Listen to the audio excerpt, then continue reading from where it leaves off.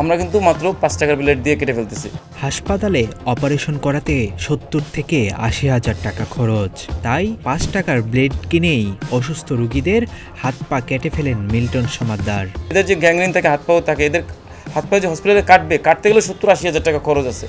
আমরা কিন্তু মাত্র 5 টাকার ব্লেড দিয়ে কেটে ফেলতেছি। চাইল্ড অ্যান্ড ওল্ড এজ কেয়ারের চেয়ারম্যান মিল্টন সমাদ্দার বলছিলেন, রাস্তায় পড়ে থাকা অসহায় রোগীদের হাসপাতালে চিকিৎসা দেওয়া হয় না, তাই বাধ্য হয়েই তিনি চিকিৎসার দায়িত্ব নিয়েছেন। সম্প্রতি প্রতিদিনের বাংলাদেশের সাথে ব্যক্তিগত সাক্ষাৎকারে এসব কথা বলেন মিল্টন। এই মানুষদের জন্য কোনো হসপিটালে চিকিৎসা হয় না, এটা আমি সোজা সাপটাই বললাম। আপনারা যে কে কীভাবে নেবে, এদের আসলে এই মানুষগুলোর চিকিৎসা কেউ করে না, কোনো হসপিটাল ডাক্তাররা ধরেও দেখে না।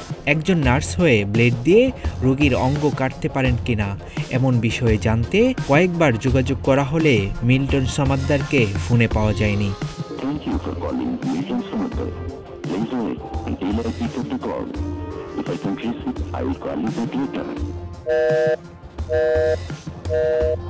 মিল্টনের প্রতিষ্ঠানের একজন কর্মকর্তা ফোন রিসিভ করে কথা বলেন প্রতিদিনের বাংলাদেশের সঙ্গে।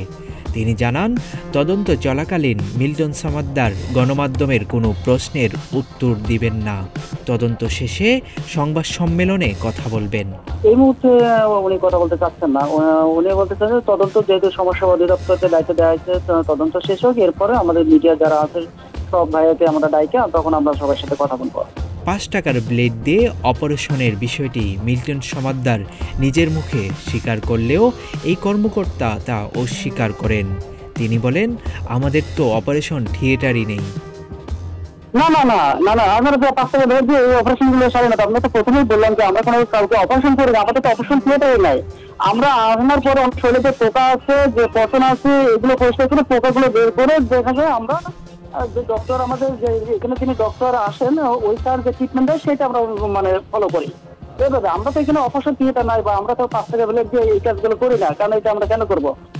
এখানে প্রশ্ন থেকে যায়, মিল্টন সমাদ্দার নিজের মুখে যা স্বীকার করলেন তাই অস্বীকার করছেন এখানকারই একজন কর্মকর্তা।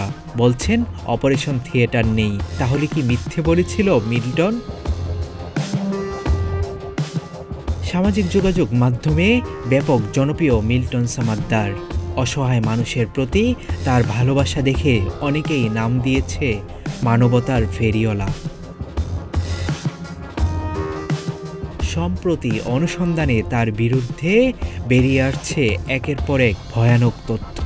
বের হচ্ছে মানবিক চেহারার আড়ালে লুকানো ভয়ঙ্কর রূপ। আবু বকর রায়হান, প্রতিদিনের বাংলাদেশ।